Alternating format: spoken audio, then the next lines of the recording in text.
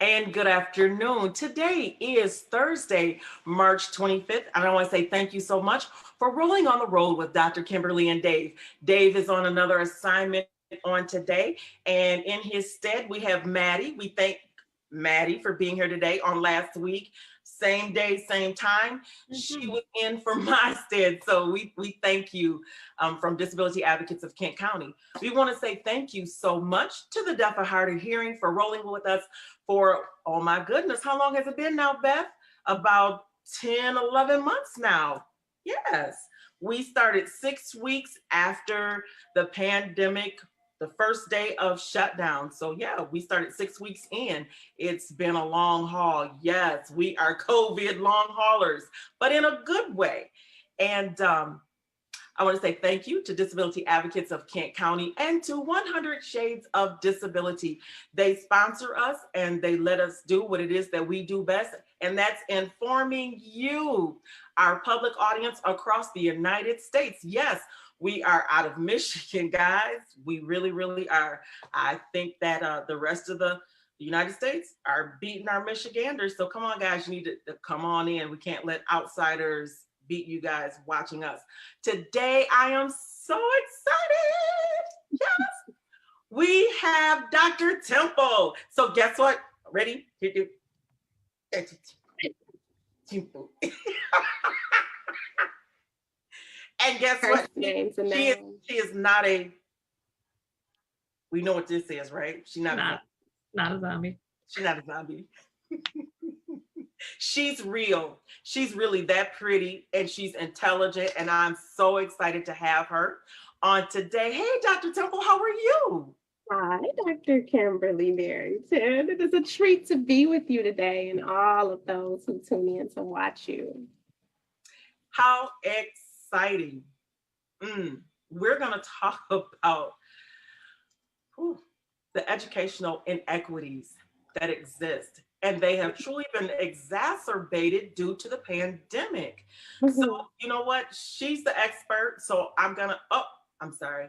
I got excited because I think my closed captioner just popped up. Yeah, my little cheat sheet down there. Anyway, so Dr. Temple, without further ado, it's 4:01. And I really want to get the most out of our time together. So please just tell us a little bit about what it is that you do. Yes, I know what you do, but they don't know what you do. Hi, everybody. I am from the professoriate world by training. I was trained as a medical sociologist at Michigan State. And so I've spent the majority of my academic training looking at group inequities that pertain to education and young adult transition, which includes a sprinkle of depression, at least epidemiologically speaking. And here lately, most of my research and publications and agenda focus on inequities in collegiate transition. So elevator version is I study poor communities, the children's there, and the hardship associated with getting to school, staying there, and graduating.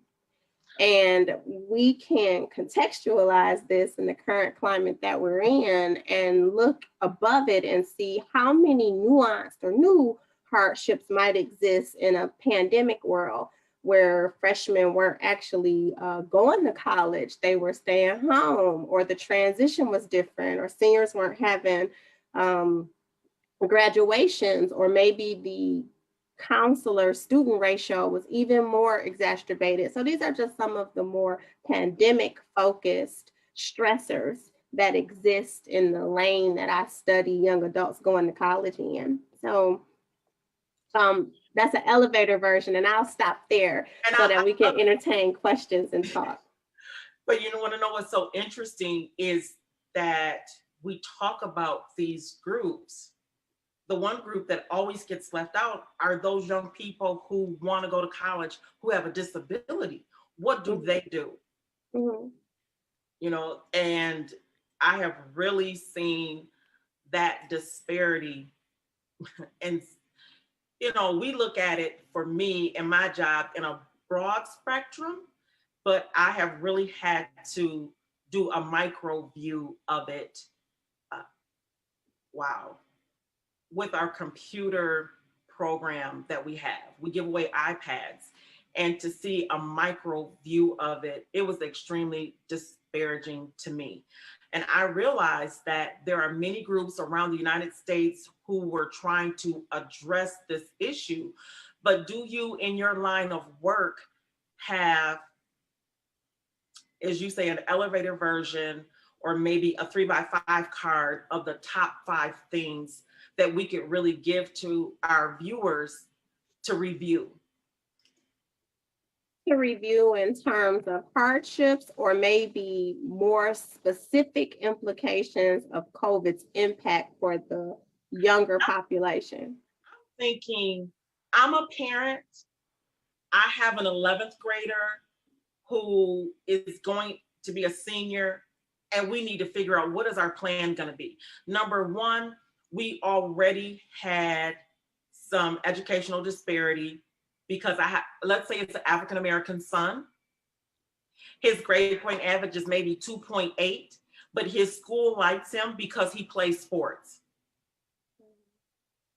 But he's only reading at a 9th grade level. And now we have COVID. And I'm sitting here and I'm looking, who is going to help my son? I think the conversation should really address learning loss. Mm-hmm. So when you think about being an 11th grader last year at the height of a pandemic and transitioning to it, what we really saw was the disruption of standardized instruction, where you can get extra help, instructions taking place in real time, are benefited and advantaged by the questions and interactions of your peers. Tutoring services are afforded by the school. All of those auxiliary services that can help you, well, you lost those in addition to real-time instruction. So the conversation really has to occur at the macro level. We can't hear a structural problem and make it an independent interpersonal issue. That's a structural problem. So the question would really be, what do educators, what do decision makers, policy influencers plan to do to levy the field around the loss of learning that occurred across the student populations? The thing about COVID is that it was universal in its destruction. If you were disadvantaged, it made it worse. You slid down a razor blade and landed in a pool of alcohol. COVID worsened it. It just worsened it. If you were advantaged, it offered you the ability to think about what kind of options do you want to access based on the kind of resources you have. So let's be clear, the long-term damage won't impact everyone the same, although the pandemic impacted everyone the same. Absolutely, absolutely. There are some advantaged communities that were able to do different things, bolster up Wi-Fi, hire private tutors, create a home association of neighbors and friends to really traverse this issue well. In poor communities, they were behind the starting line. They had to get Wi-Fi. Or Dr. Barrington, as you know, because of your program, they had to obtain a device. Yes. And I think that's the piece right there that has been the most difficult for me, when I know that I have an opportunity to help write policy, change procedures. And in fact, I just received, an IEP that I have to review, that it needs to be turned back into the state by the 29th to say, okay, do you agree with these IPEs, which includes education and matriculating into the workforce based on the education that they have received. And as I look at it, I'm just like, you want me to just blanket approve this, and they're looking for the quick turnaround. And yet I'm having this conversation with you. I'm looking at a stack this high of requests that say we don't even have Wi-Fi, we don't even have the computers to even get to the point to even say that, oh, I'm disadvantaged. I mean, we're not even, there's no, I can't even say the dis, there's just, I'm starting at ground zero. We have been completely annihilated, you know, by the pandemic. We were hanging on by a thread. Pandemic came, the thread got cut, and we're just in this cesspool of improprieties. We're just stuck in this cesspool. And I'm looking now, I have this document in front of me, have an opportunity to change a policy, a procedure that's going to affect a whole state. And I'm like, but we have so many other things that need to precipitate this document right here. Because guess what? As you stated, those who already had some advantages are really going to benefit from that. And if I was already at a disadvantage, I'm hit. Maddie. Yes. Your thoughts. She's sitting here like, whoa. I am absorbing so much right now. The comments regarding learning loss that Dr. Temple made, and thinking about not just across economic backgrounds, but also thinking about people who learn differently and different types of disabilities, thinking about those who are in classrooms for severely and multiply impaired, who have disabilities on the severe end of the spectrum, who their education was focused a lot on social skills and life skills and things like that, and how getting individuals to focus in front of a screen if they aren't able to for long periods of time, kind of how that may have affected those people differently, or those individuals differently when you have different learning needs. And so just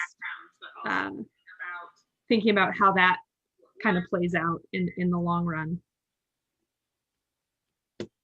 I think so. This question, you know, there's this question that people ask: how can we help navigate the impact of COVID-19, especially in educational spaces for young adults?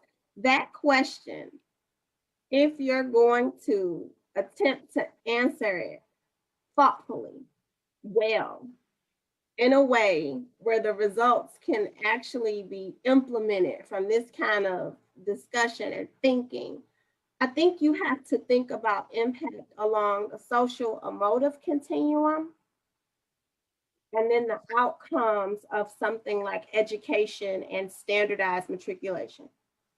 So there was this great article. Did a really good job, and I'm a fan these days of anything I can read in 3 minutes. They're doing this new thing where they're putting how long it takes you to read an article. I don't know who thought of this, but I put them right up there. Well, I'm going to tell you, part of that came out of accessibility. So if you have cognitive learning disability, that was one of the things that was implemented. Tell me how long it's going to take for me to be able to get through this material, so that I can gauge, you know, if I need to employ some other way for understanding or for reading. So yeah, that is definitely a disability accessibility plus. Well, what a wonderful advantage it is provided for everybody. It's fantastic. And this is what I do for a living, is to tell people it's not just okay for the disability community, but when you make things accessible for one group, you've made accessibility for all. You know, you've made accessibility for many, because for varying reasons, I mean, you're extremely busy. And imagine if you didn't know how long it was going to take, you know, you can. So Dr. Temple is a planner, a list maker, a note taker. And it's like, if I have 15 things to do and I have exactly 2 hours and 15 minutes, you know, so her knowing how much time it's going to take for her to read this article, she can plan and say, well, I can read exactly 4 articles, have them all out of the way within the first 32 minutes of my 2 hours and 15 minutes. So yeah, Where I was going with that is that Psychology Today put out an article that I thought had great sociological implications. It was called 5 Types of Loneliness During the Pandemic. And I began to read this and think about the types and groups, the archetypes of whole groups I can put under certain things. But one thing that this article did extremely well is it traversed the difference between loneliness and isolation. No one is exempt from isolation right now. Isolation is measured in terms of how much contact you have. Mm-hmm. An executive order at the height of COVID really limited that. And we're still not fully to the state of restoration where you can control that the way that you like. Mm-hmm. So isolation is measured in terms of how much contact you have. Loneliness is actually the consequence of having fewer or compromised relationships than you'd want. So if you think about something like a pandemic and you put it in the context of young adults who are just developing relationships or navigating what it means to interact with people or enjoy that, isolation differentially impacted people who didn't have those relationships fully intact yet. So it is the combination of those things. There's isolation, there's loneliness, and then we can stratify that by age. Some of us who are experiencing navigating that maybe a tiny bit more successfully, maybe you have the privilege of having relationships in your life that are 20 years old. Well, if I'm not even 20, my relationships aren't formed and fashioned that way yet. So it's a real loss for me to not be at school. It produces real anxiety for me not to be playing soccer this time. It's really, really making me nervous that I'm not able to read people's lips because they're wearing a mask and I'm a student with a disability. Or visually, I'm compromised by excessive screen time, and there is no resource center for persons with disabilities in my home. That was in the school. So all of those things create heightened sensitivities to both isolation and loneliness. And I was thinking about this because before this, did you know that 3 in 10 of millennials reported being constantly lonely? This was before the pandemic, 3 in 10. And now we're seeing those numbers increase. And when you think about it, 1 in 5, I think Americans reported feeling lonely and socially isolated often, 1 in 5. So we're talking about more extreme cases here. But one of the things that I think is noticeable or notable is that when we think about loneliness and think about isolation and the chronicity of groups that experience these kinds of things, they're exacerbated by things like finance, employment, and housing. So for people who feel lonely, the 1 in 5 adults that reported, I feel lonely a lot. Well, that same group and truncation of adults also are correlated with groups that have, issues in finance, issues in housing, and issues in employment. And I bring this up because the pandemic affected all 3 of those areas. Right. It infected housing security. It infected employment and the types of work that's going to be essential or not, sustained or not, compromised or not, shut down longer or not. And personal finances.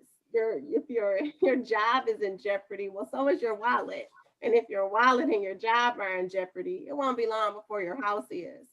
So we see that the pandemic has created upsets in these areas that affect units of people, like families that contain kids that are experiencing the loss, impact, and stress of these things at that level. I've been thinking a lot about this. There isn't a simple answer. I think, No.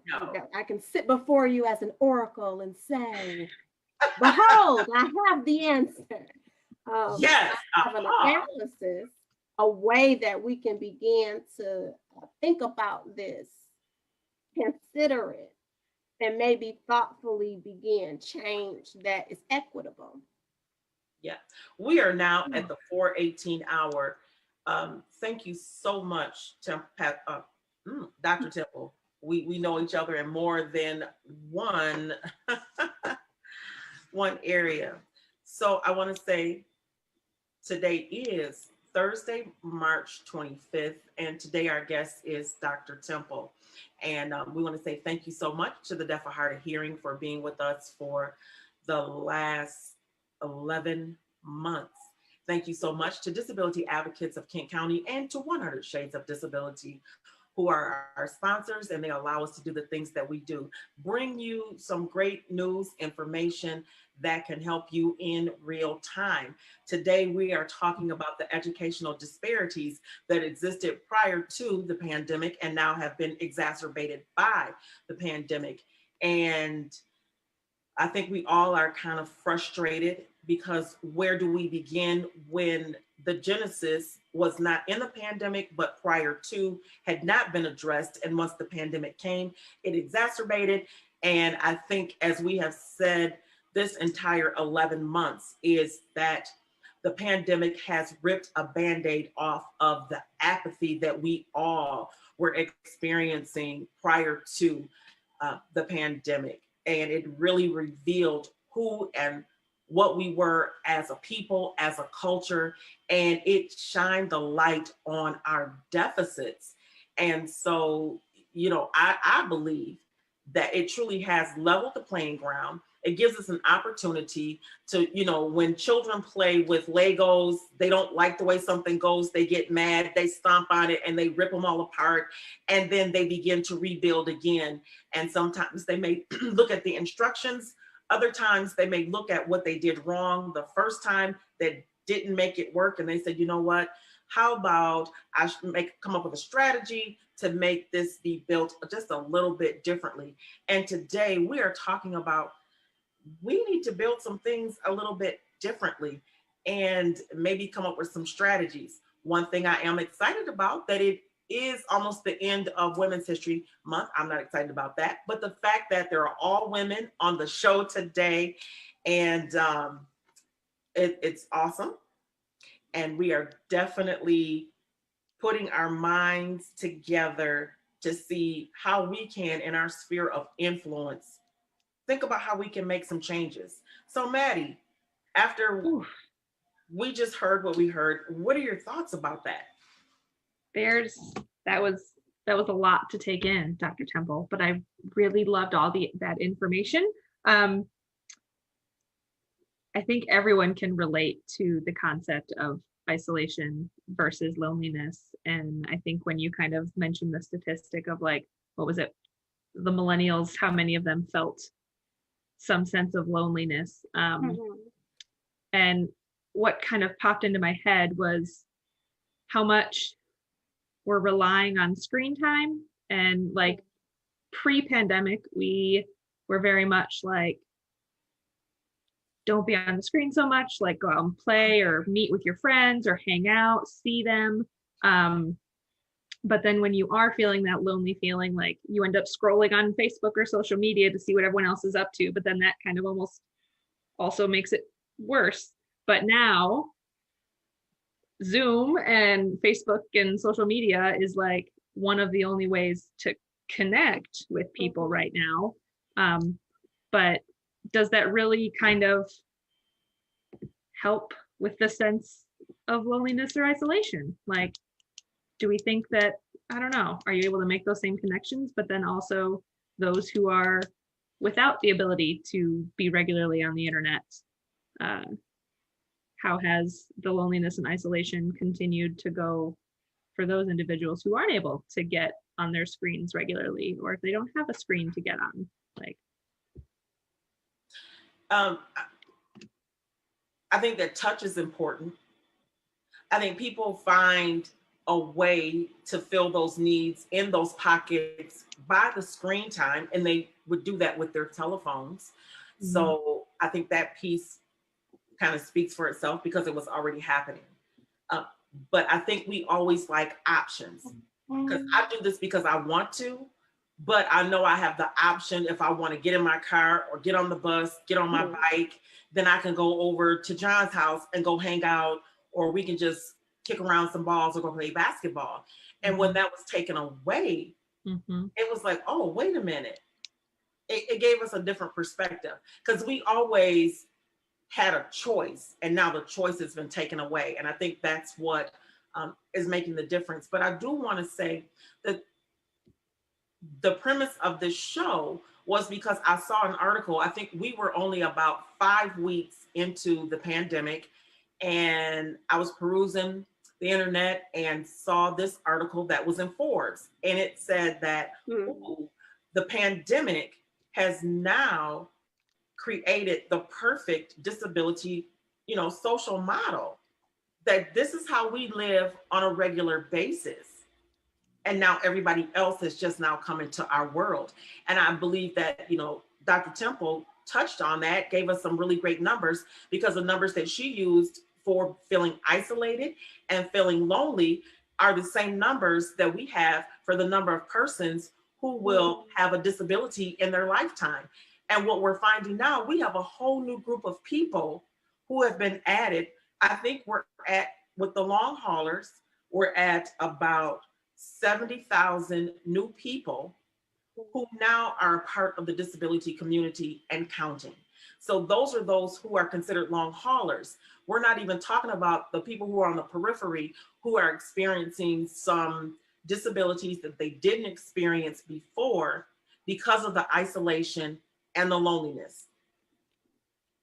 So now we're creating another pocket of people who will now be on the list of the DIS. And when I say the DIS list, it's the disadvantaged, the disenfranchised, the disabled, and the list goes on. We can put DIS in front of any particular word that we want to, because of what the prefix means. DIS, the ability not to do, to be, to have as you normally would. Dr. Temple? I think I like thinking in terms of the impact to all, because it's not something we really do well in westernized cultures. We're not really collectivists. And in a tactful and diplomatic way, I'm avoiding saying it another way that could also be understood well. We're selfishly motivated, especially in areas of privilege, advantage, comfort. We're slow to relinquish those things for the inclusion, benefit, comfortability of everyone. Most of everyone, some of everyone is good for extremely advantaged populations. And I think the pandemic has given us a social mirror to look through and really examine that reflection carefully. One of the things that I think is so key about a pandemic, especially if you think about its consequences, is that it forces universal thinking and population totalistic examination. You can no longer just think about you, the me, the I. We are a part of a us. Everyone is experiencing a pandemic. Oprah, our neighbor, those who take shelter publicly, all of those populations are impacted. And what I was really jolted by are the things that have impacted us all. Here's a couple of things that I think most of us can relate to across broad spectrums of diversity. When we say something like, mental health is being impacted by COVID, exactly what though? Are we talking about the disorders? Are we talking about anxiety? What are we talking about? How specific have we been afforded the opportunity to unpack that? And so I believe that is two. It is depression and anxiety. And we have had the conversation here on the show. We had 5 areas that were addressed and social agencies that were included. We had Network 180 that deals with the emergent mental breakdown from those who have either depression and or anxiety, or suffer from being bipolar, or if they're having a schizophrenic break, and or those who are suffering from PTSD. And then we had those caregivers, that take care of people that had already had mental illnesses. And then we had providers that said their clients based roles, and they had a number of new clients because people said, I've never had experienced depression before, but somewhere, I'm feeling depressed. And it was maybe about 90 days in. And some of the things that were talked about was, not having the social interaction of going to work, having to be at home and actually divide their time up, from one room with their family, and not being able to separate work and home caused them great depression and anxiety. I want to read some things really quickly, and maybe we can talk about them.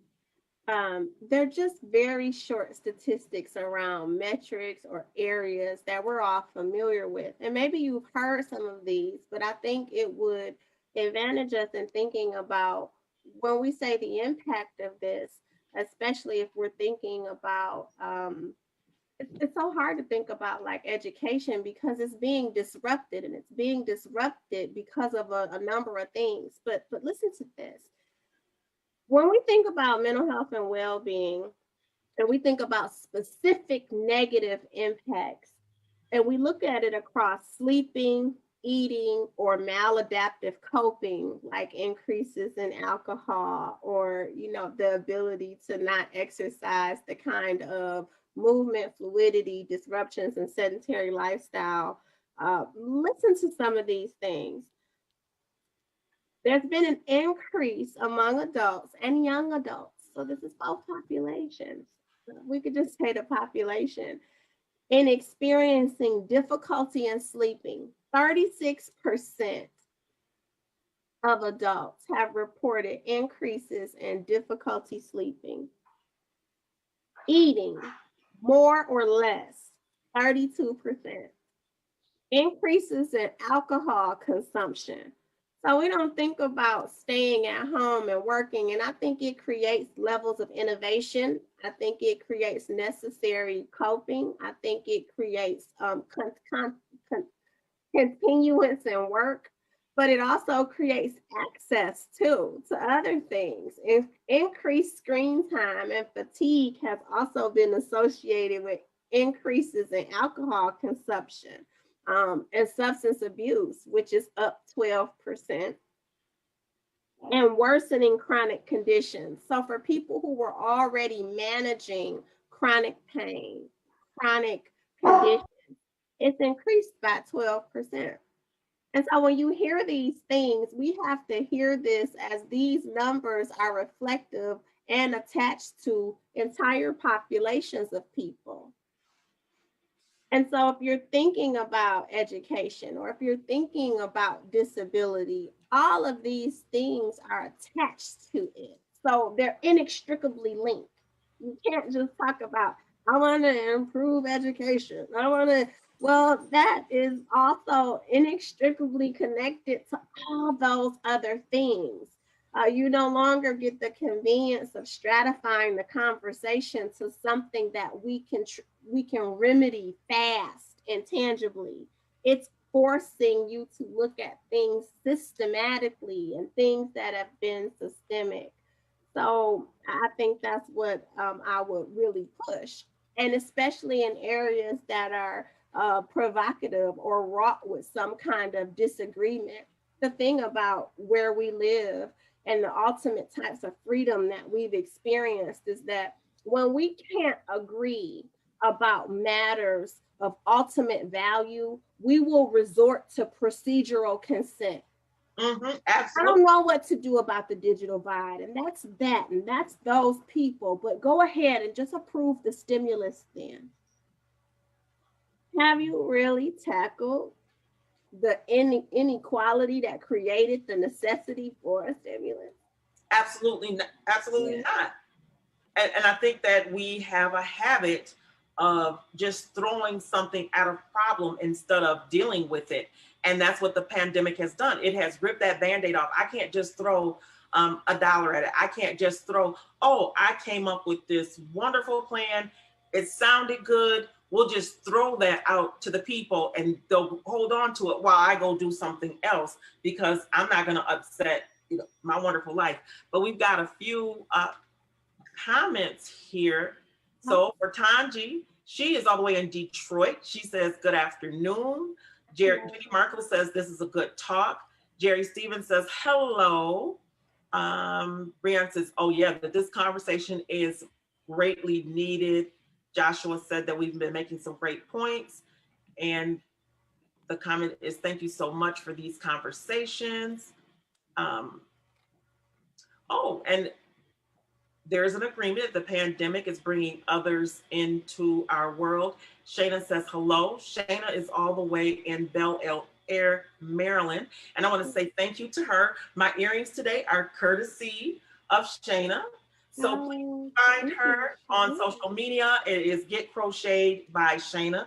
These don't have crochet in them today. They do have the pretty beads that pick up the colors, you know, in my dress. So I want to say thank you so much. So my earrings are courtesy of Get Crocheted by Shayna. And we're just so excited about the conversation that we're having today. I think, as always, when you have a good conversation, we think that we're answering one question and then it begins to pose other questions and expose other issues that have not been dealt with. But we are now at the 4:35 hour. We want to say thank you so much for tuning in. This is Rolling on the Road with Dr. Kimberly and Dave. Dave is on assignment today and Maddie is in his stead. So we are thankful for Maddie. She is transition. Independent living. Independent living. So she's an independent living specialist with Disability Advocates of Kent County. You know what? Forgive me. You know I'm handicapped, so I'm going to use that as an excuse today. Yes, I'm trying to remember all of these things in my little pretty peanut head. Yes. We want to say thank you so much to Beth, who's with the Deaf and Hard of Hearing, who's been rolling with us for the last 11 months. And our guest today is Dr. Temple. And she has definitely given us a lot of information to process on today. And I would challenge anyone who can write policy procedures as part of the system, has some influence, to really let's stop and take a look.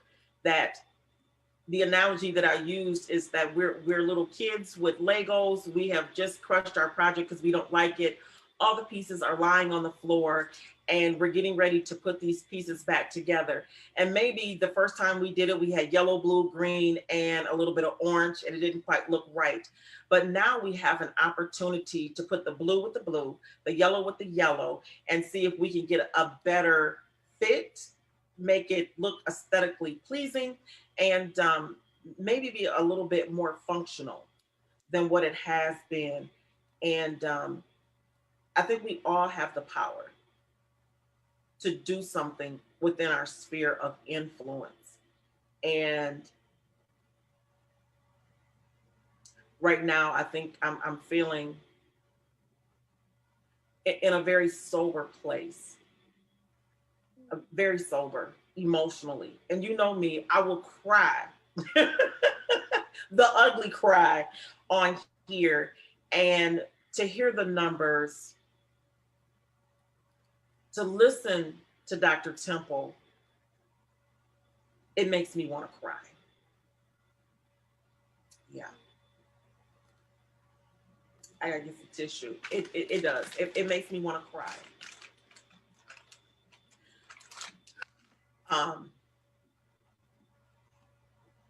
Because she spoke a truth, and she spoke something very honest out of her profession, and she used facts to back it up. And that is, we're probably no better off now than we were prior to the pandemic, and that we actually will be even more disenfranchised. And everyone wants to say, I want to get back to normal. She just read to you what our normal has been. This isn't pandemic normal. This is pre-pandemic normal, is what she read to us. And this is what people want to go back to? Really? This is what you want to go back to? She exposed us. You've exposed us, Dr. Temple. Well, I mean, I think it's important for us to think and ask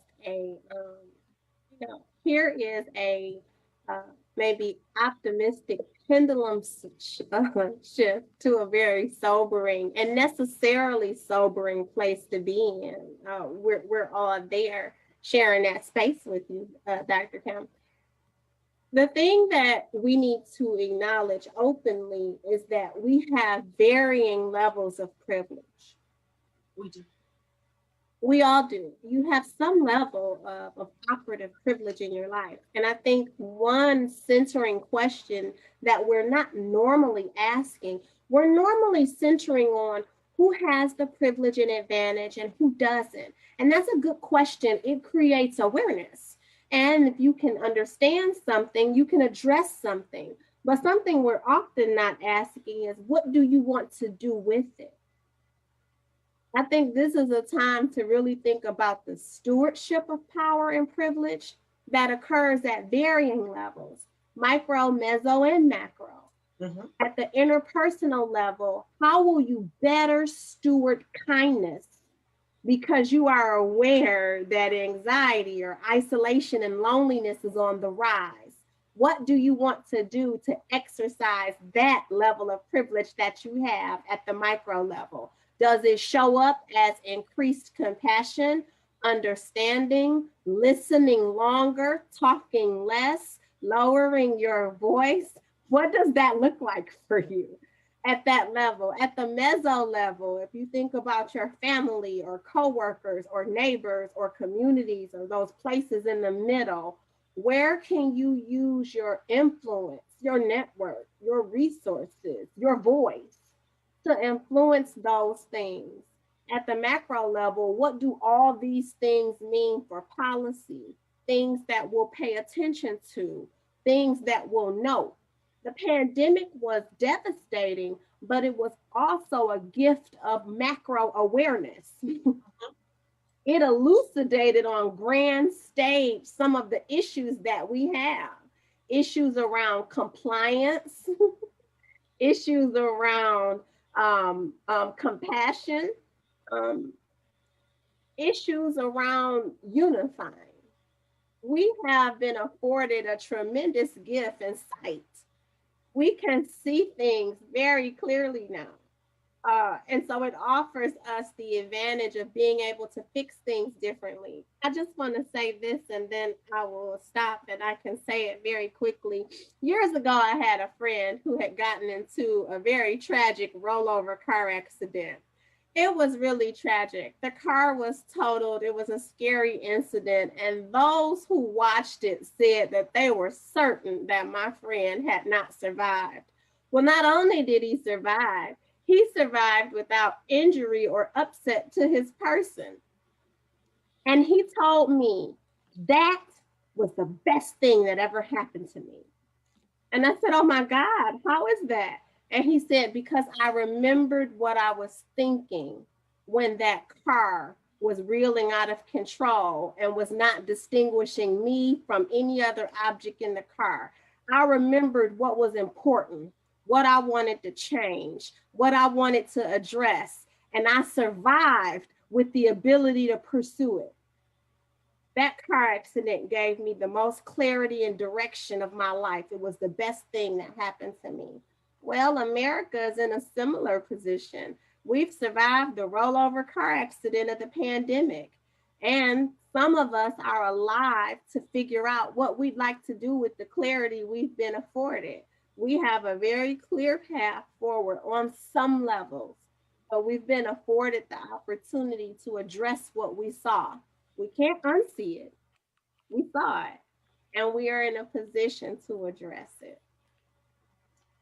I want to say thank you Thank It's a you. privilege to be Thank with you to Dr. Temple. Thank you so much to you, Maddie, for filling in for Pastor Dave today. Yes, Of course. yes. Thank you so much. And Dr. Temple, that was a great segue to take us into our epilogue. And we want to say thank you. We want My to say thank pleasure you. and privilege. Thank you.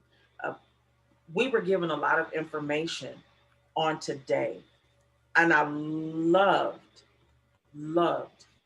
It wasn't an analogy; it was a metaphor as to what we need to do. The rollover, time, the rollover, and being thrown around, and now the car has landed on all fours. Sometimes it lands upside down on its head, and but we've landed right side up on all fours. And I want to know, what has this pandemic made you think about that within your sphere of influence, you are going to change? Not thinking about the micro or the meso, but thinking about the macro, Mhm. thinking about that macro. This is a call to action. It's a call to action. It's a call to action. And it is my hopes and it is my prayer that you internalize this call to action.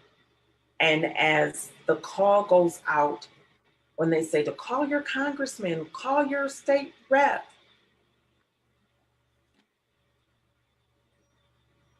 I ask you to call on your own self and look within you and think on the macro level on how you are going to make a change within your sphere of influence. Thank you for tuning in today. It has been an awesome week. And please go back. If you missed a show this week, it was really great. On Tuesday, Dave and I, it was Talk About It Tuesday. We began the conversation with the impact that the vaccine is now having and how it is continue to create another divide, another separation, another area of loneliness. A policy and a procedure has been put in place now for the haves and the have-nots, the haves of the shot and the have-nots, who cannot or maybe will not have it, and how that's going to affect you as you want to move through society. And then we came back and we talked about how we would use the money when we receive our stimulus check. And today, you have been given a call to action. So it has been a full week. I implore you to take the time to go back and check out the shows. They are also on YouTube. So like, share, subscribe, and get those conversations going. We definitely have left you with enough information that you can have an intellectual conversation with your group on the micro, meso, and macro level. You can use it at your leisure as a way to begin a conversation. So until next week, please do not forget to mask up.